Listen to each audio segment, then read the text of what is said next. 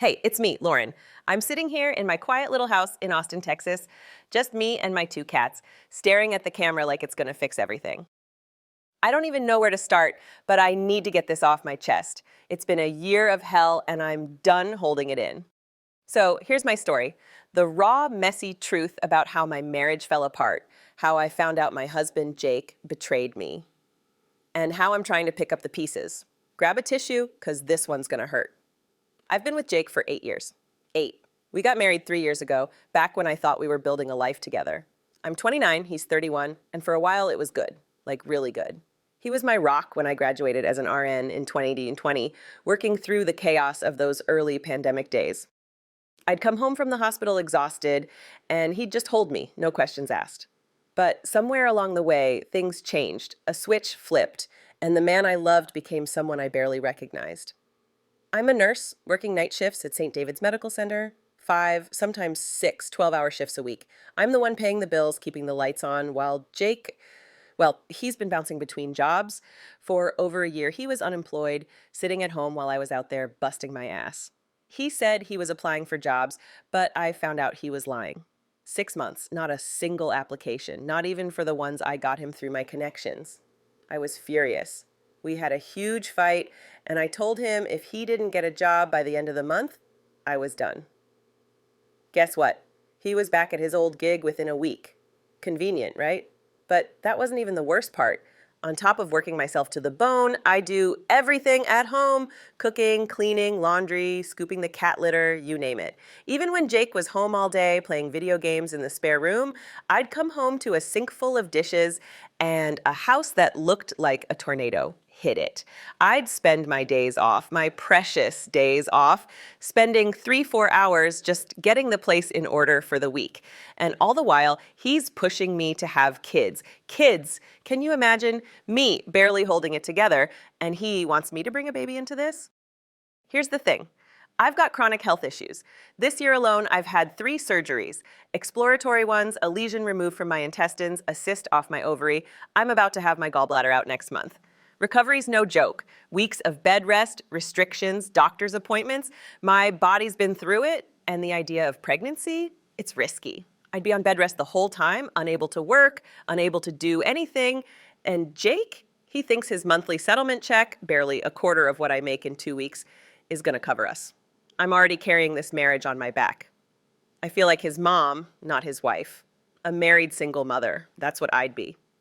I tried talking to him about therapy, couples, individual, anything. He shot it down, said it didn't work for him before. I suggested medication for his mental health. He wasn't having it. I even thought about making a list of every chore, every bill, every hour I work, and handing it to him for a month just to see if he could handle it. But deep down, I knew it wouldn't change anything. Then came the day that broke me. It was a Saturday, one of my rare days off. I'd spent the night cleaning, my anxiety through the roof, trying to keep the house from falling apart. I made breakfast and we sat down, making small talk like strangers. I couldn't take it anymore, so I asked him, "Are you happy, Jake? Like, with us? 'Cause I feel like we're just roommates." He looked at me, and I could tell something was coming. He admitted he wasn't happy either, but he still loved me, still wanted kids. And then he dropped the bomb. He started talking about his friends in Dallas, how they opened their marriage after one came out as ace. He said he joined these online groups, support groups for polyamory, for people in monogamous relationships who want to explore. He was rambling about how it could save our marriage, how he's traveling for work now, so it'd just be every other week in some city I'd never visit. He even had the nerve to suggest I could meet people too, like I'd be okay with that. I was frozen, staring at him, my heart pounding in my ears. I asked, point blank, "Did you cheat on me? Is this your way of telling me you got someone pregnant?"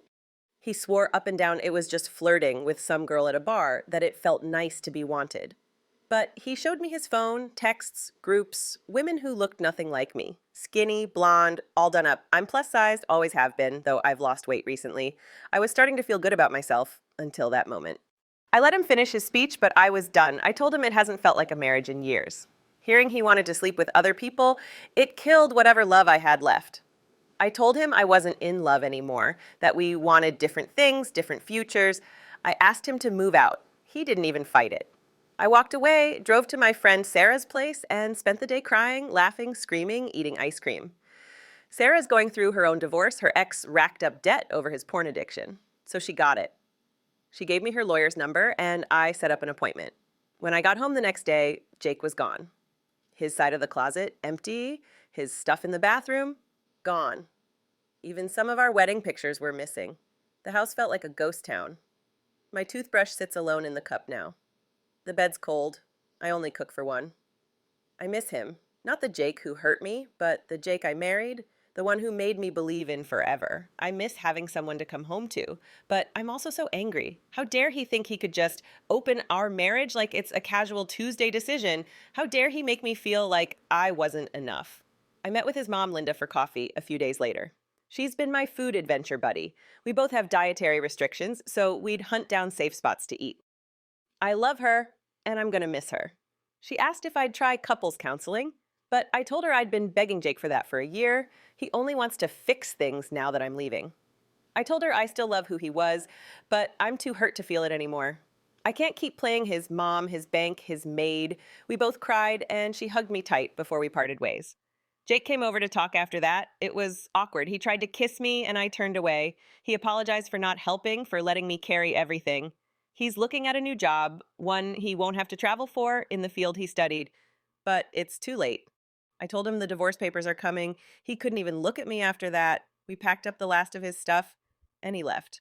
My cats haven't left my side since, curling up with me as I cry myself to sleep. I'm meeting with my lawyer soon. I'll likely buy out Jake's half of the house, and since I've been the only one putting money into our savings, I should get most of it. No kids, no complications there, thank God. Sarah keeps joking about us having a hot girl summer, but I'm not there. I don't want to date, don't want to meet anyone new. I'm just tired. My mom sent me a poem, I Will Never Love the Same After You by Allie Harding, and it wrecked me. I've learned so much from this about love, about myself, about what I deserve. For now, I'm okay being the crazy cat lady, healing one day at a time. Thanks for listening, whoever you are. I needed to scream this into the void. I don't know what's next, but I know I'm done settling for less than I deserve.